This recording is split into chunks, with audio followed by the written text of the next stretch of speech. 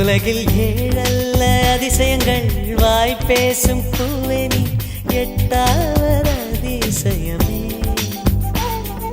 வான் மிதக்கும் கண்கள், தேன் தெறிக்கும் கண்ணங்கள், பால் குடிக்கும் மதரங்கள் அதிசயமே.